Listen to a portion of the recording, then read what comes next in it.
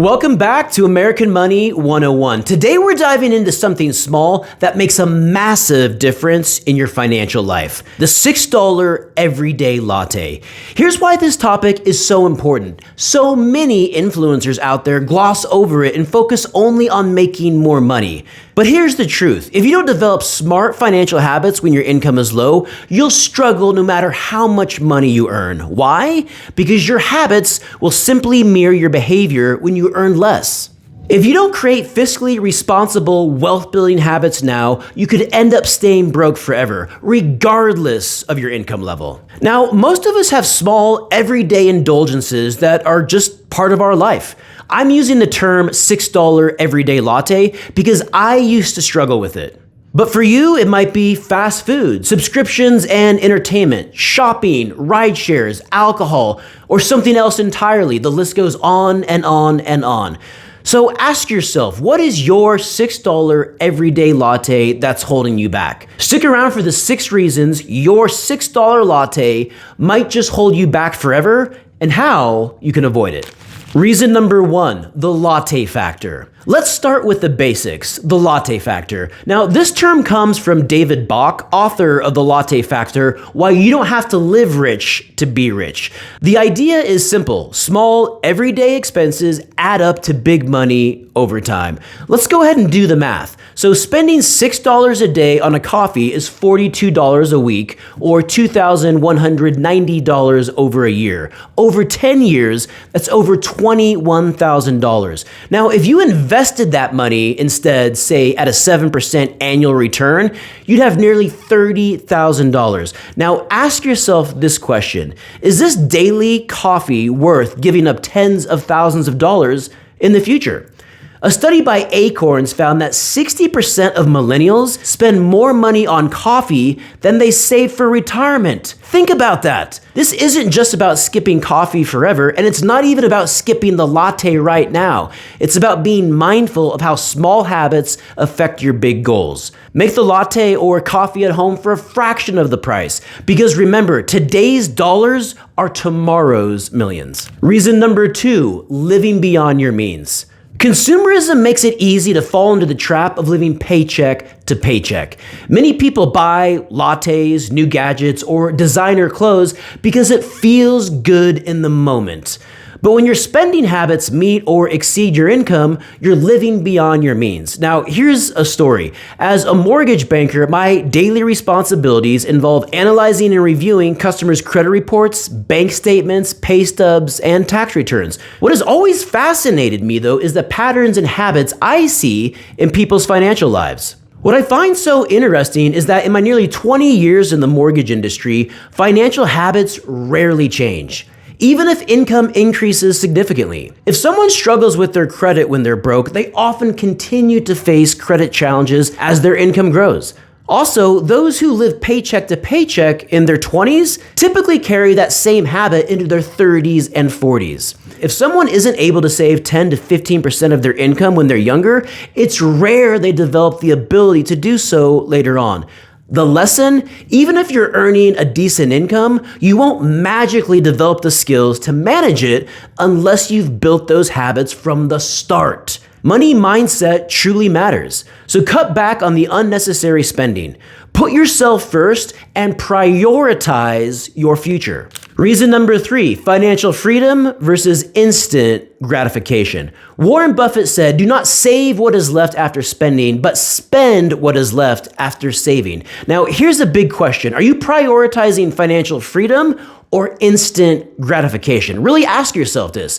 Buying a latte gives you an instant boost of happiness, but it's fleeting. Financial freedom, on the other hand, provides long-term security and peace of mind. And it's impossible to value financial freedom until you have experienced it. You just have to know that it is worth it. Reframe your mindset. Every time you resist buying that $6 latte, think about the future you're building. Now, this exercise is something I learned on my own wealth building journey, and it has helped me make better decisions over the years. Whenever I face an important financial choice, I ask myself, what impact will this have on my ability to earn wealth and gain freedom in 5 years from now? 10 years from now? Is this going to put more money in my pocket or will it take more out? Will it accelerate my wealth building or will it slow it down? By asking these questions, I can always identify the best course of action.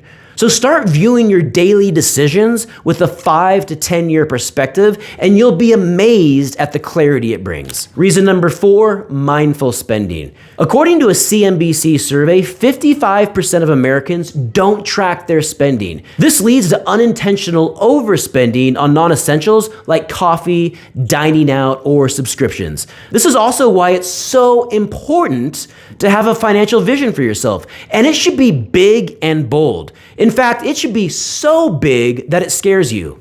When I was just 17 years old, I wrote on my wall I wanted to purchase my first investment property by the time I was 30, and I wanted to own 5 investment properties by the time I was 35. At that time, I had no job, no income, and I hadn't even graduated from high school yet, but I had a dream. Over the years and decades that followed, this dream became the driving force behind my financial decisions. It gave my daily spending habits a purpose, guiding me to align my actions with the vision I had set for myself. Every dollar mattered. And through trial and error and many mistakes, I learned how to spend my money on what I truly valued. Now, let me ask you this. Do you really love that $6 latte, or is it just a habit? I mean, really think about it. Mindful spending is about aligning your money with your values and goals. Before you buy, ask yourself, does this bring me joy or get me closer to my goals? If not, it's time to rethink. Here's what I do. Instead of buying a latte every day, treat yourself once a week. You'll value it more and appreciate the savings. Reason number 5, budget priorities. A balanced budget is the foundation of financial health. Think of your budget like a pie chart. Essentials like housing and groceries should take the largest slice, followed by savings and investments. What's left? Well, that's your fun money for things like lattes, but only after you've hit your financial goals. Remember, American consumerism is a disease. Personal finance and money management skills aren't taught in school because everyone is after your hard-earned dollars. When we fall into the trap of buying whatever we want, whenever we want, it keeps us stuck in a cycle of poverty. But here's the real problem. When we live like that, we don't truly value anything because those purchases hold no meaning. A mentor once shared a strategy with me to overcome this. Only buy things you desire as rewards for achieving specific goals. This approach not only helps you build positive habits, but it also gives your rewards a deeper meaning because they're tied to accomplishments. For example, I recently started a fitness challenge. If I worked out for 50 days in a row, I would reward myself with a new piece of art. When I hit that milestone, I didn't just build a habit based on consistency and discipline, I gave the reward itself a powerful significance. Now, every time I look at the artwork, it reminds me of the goal I achieved and the effort I put in to get it there. To get the most out of your purchases, start by defining what you truly value. Set a goal, and when you achieve it, treat yourself to a reward that aligns with your visions. Trust me, this is a simple practice, but it can be life-changing. And you'll find that skipping the latte isn't a sacrifice, it's a strategy.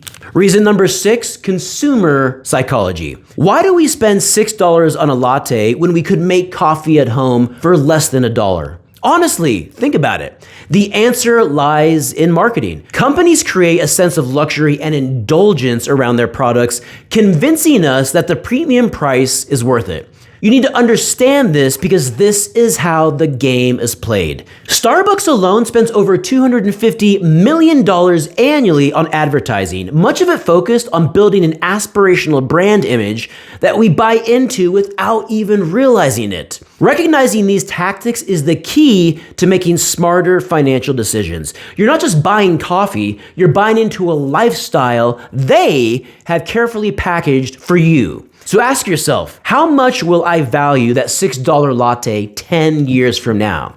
The answer is simple, you won't. Think differently, act intentionally, and make choices that align with your long-term financial goals. The $6 everyday latte might seem like a small expense, but it is a symbol of something much bigger: how we spend, save, and prioritize our financial goals. By being mindful of where your money goes, you could achieve financial freedom and break free from the cycle of consumerism. So what do you think? Is the latte really worth it? Let me know in the comments below, and don't forget to like, share, and subscribe for more money tips from American Money 101. Until next time, and God bless.